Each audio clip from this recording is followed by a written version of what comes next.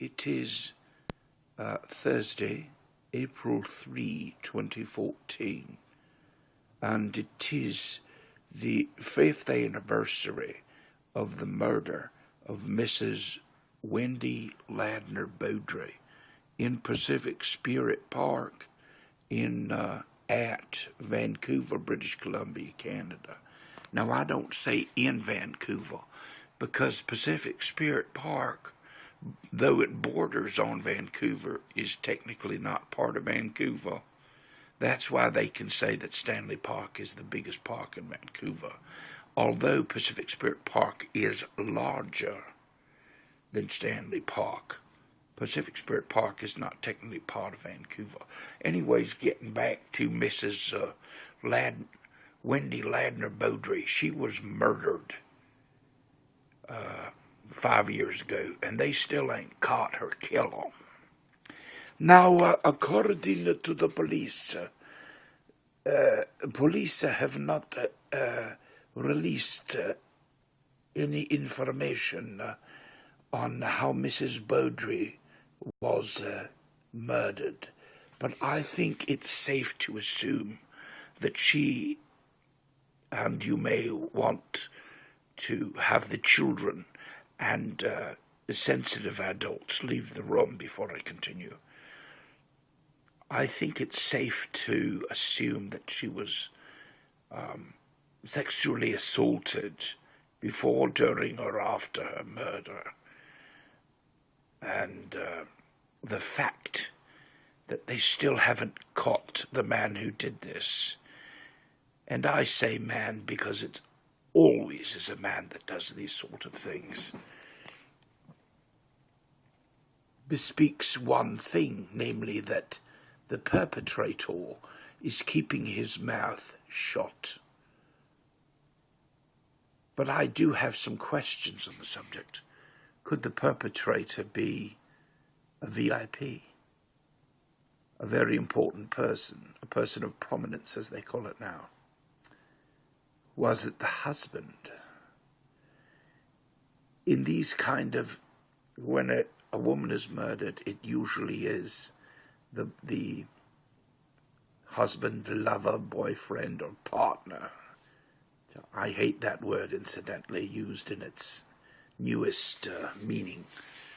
A partner is someone you do business with, somebody you earn a living with.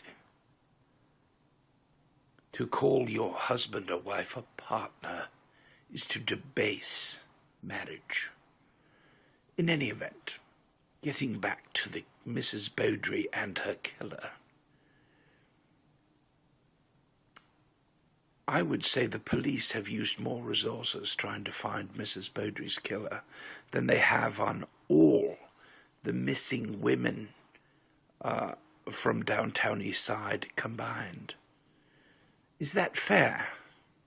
I shouldn't think so. But I could be wrong. Anyways, on this 5th anniversary of Mrs. Beaudry's murder, let us say a prayer that her killer or killers will be found and justice will be done. And one more thing. The police and the powers that be used Mrs. Beaudry's murder as an excuse to roust all the poor middle-aged old men that were living in the park at the time.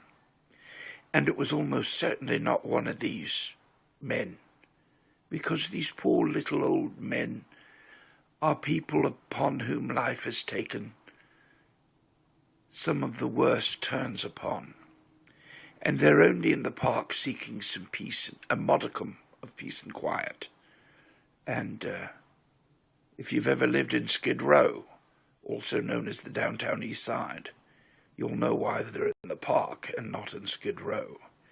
If you ever want some bed bugs, just go to Skid Row. They are there in abundance.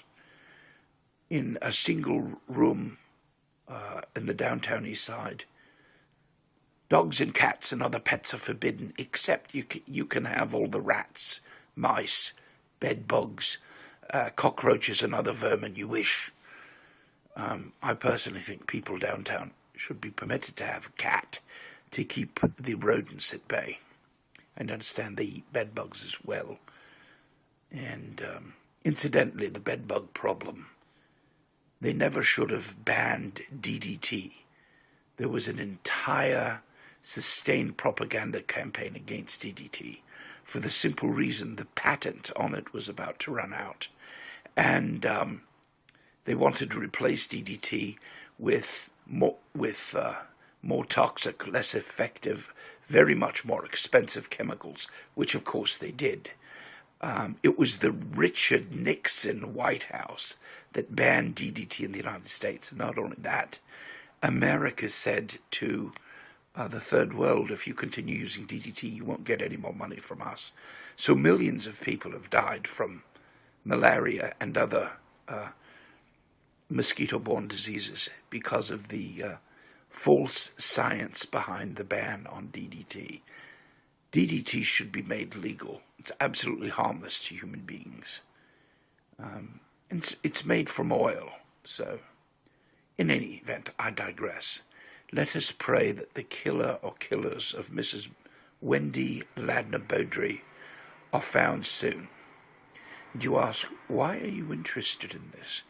Well, I have a genius IQ, and if you've seen any of my videos, I'm interested in a lot of things. Now, you may think I'm crazy because I change accents, but think about it for a moment. If an Englishman is permitted to speak this way, why are not I? Why am I not? Is it illegal? And if I want to switch to a southern accent, who gives a flying fuck? I'll talk any God-blessed way I feel, sucker.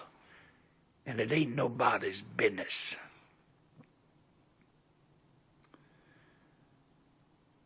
Oh, I can talk like a Canadian, eh?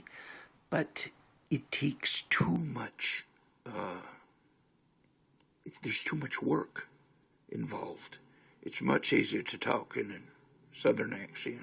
There's hardly any work involved.